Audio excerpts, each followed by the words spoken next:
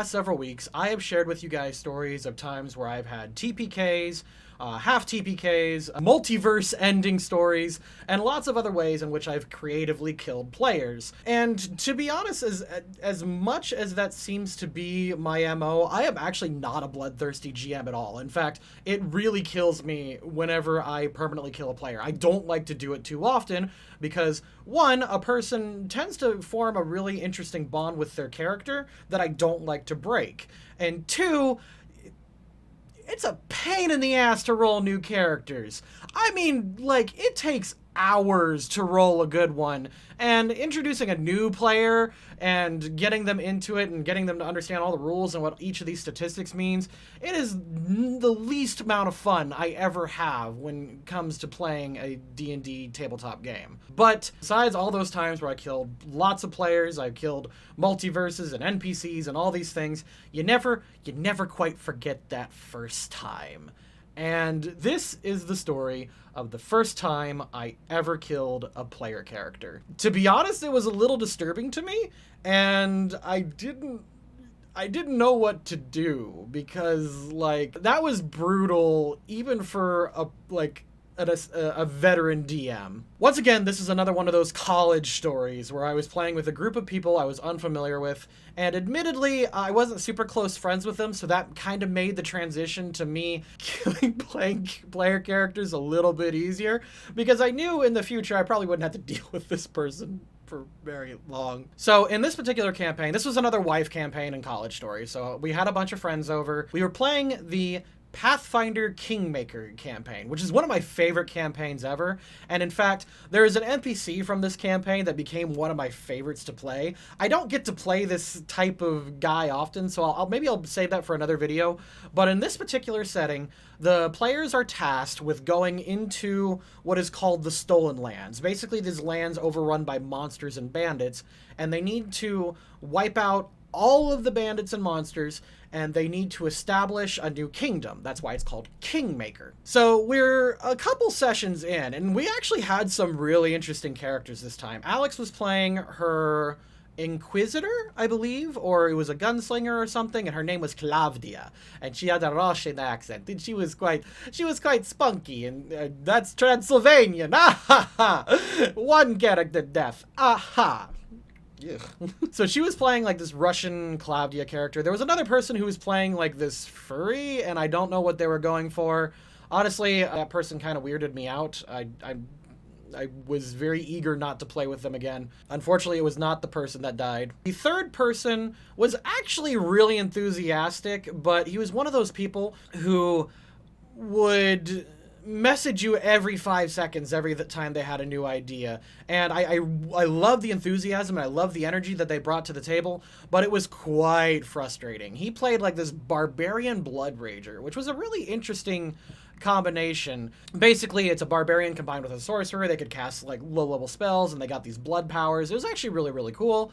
And then finally there was another person from my Japanese language course, and I don't remember what they played. It was probably some kind of cleric or something. Anyway, so the adventure begins, and we've gone through a few sessions. The way Kingmaker works is you go to this trading post called Oleg's Trading Post, and you meet this guy called Oleg. By the way, this is the guy that I really liked to play. And at Oleg's Trading Post, one of the first missions that they had to do is they had to fight off a bunch of bandits. And when they fought off all these bandits, they had to go then track down them at the main camp, and they had to do all these different things, and eventually, once they wipe out the first initial wave of bandits, the rest of the game was kind of sandboxy, and they can go to different regions and start clearing out things one at a time over a several week or several month course.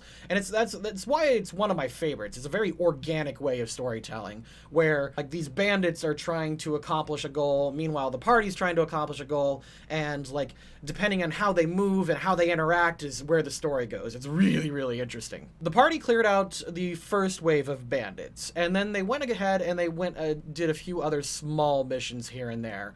And in this, whoever wrote this campaign, wait, who did write this campaign? Tim Hitchcock.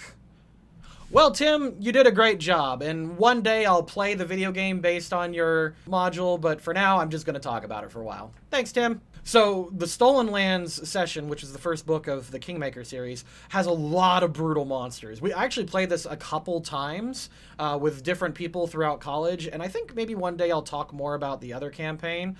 But this first in particular, they went ahead and they've wiped out like these things called tassel worms, and they fought these other things. But then things take a really deadly turn when they investigate this old temple. Now, at this old temple, it's set up in such a way that it's like this cave, this temple built into this cave wall. Like this cave was dug out, and then there was something set inside. But the map in question has like this built-in pool around it, and I don't believe the book has any sort of thing to do with this pool, which is really unfortunate, because if you ever include a pool in an area, you want to do something cool, and you want to do something to like increase the dread that surrounds it. And that's what I like to do with my campaigns. I always steward it up, as it will. I always make it a little extra and add some things to it. This particular time, what I've done is inside the pool, they saw a bunch of floating dead bodies, a la like that scene from Harry Potter where they're getting the Horcrux in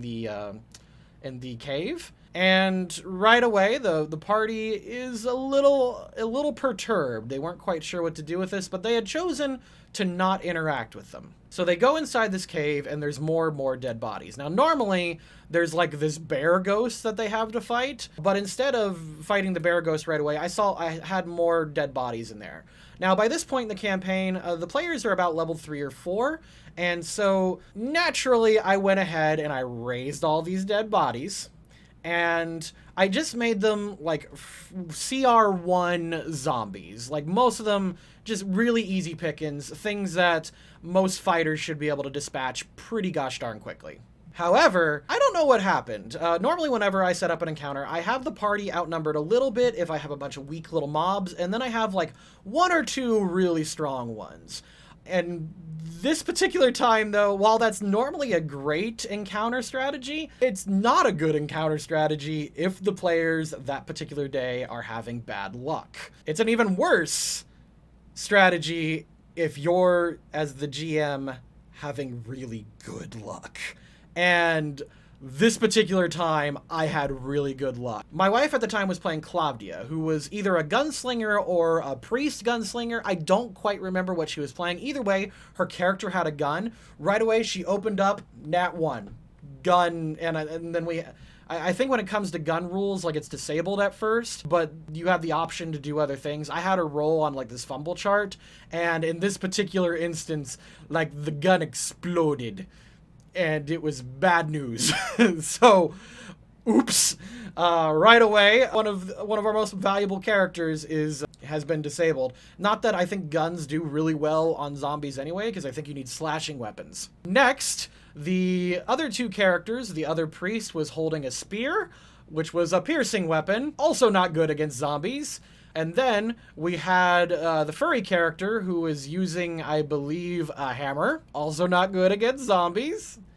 And then finally the last guy, the Blood Rager. He decided to go like the Wolverine route, and his character had like dragon claws or something. And he was doing the best, because dragon claws I think do slashing and blunt damage at the same time. So he was the only one like able to like do any damage to these guys. And in his defense, like he was being a freaking goddamn hero, because he took the red dragon bloodline and he was breathing fire. He killed like a couple zombies right away. They were doing okay. The other players like pulled out knives or improvised other weapons, and they started hacking at the zombies, and they were doing fine. But that's until the 2 like boosted zombies came in, the one that are like CR2 or whatever. Once they jumped in the fray and started going ham, the party started dropping. The other cleric just kind of started using his spells just to heal the party, and he couldn't like turn at all. Claudia was dedicating her hours again also to just fighting defensively and taking a defensive position. And the furry character, I think he broke down because he just wasn't doing anything. And really, it was this Blood Rager doing all the work. And he, honest to God, was doing good for a second. He killed 2 zombies right away, and then he was going toe-to-toe with another one. But then the super ones came in.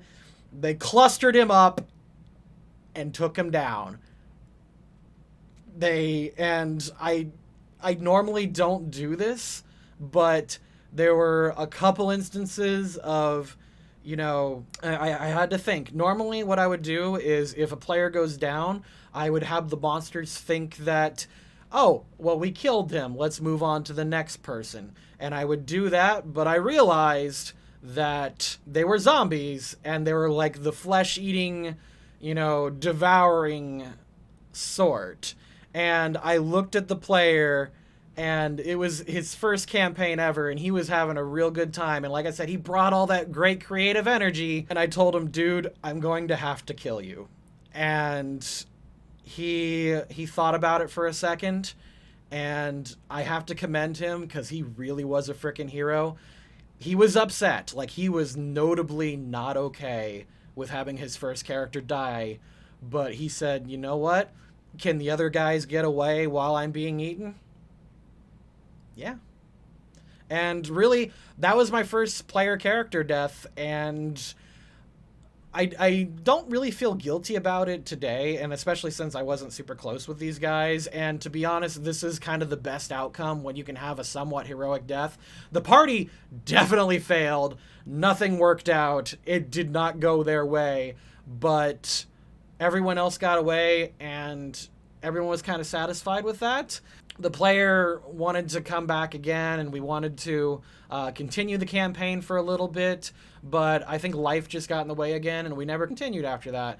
And I do want to give props to this guy. I don't know if you're watching right now, but you know who you are. So thank you he does message me from time to time on Facebook, so I do want to say thank you very much for being my first actual player character death. You took one for the team, and I do have to say, it gave me the taste for blood. That was cringy. I just posted cringe. And with that, I hope you guys go ahead and give this video a like and subscribe. Roll a fumble on that follow button, and I hate outros. Bye.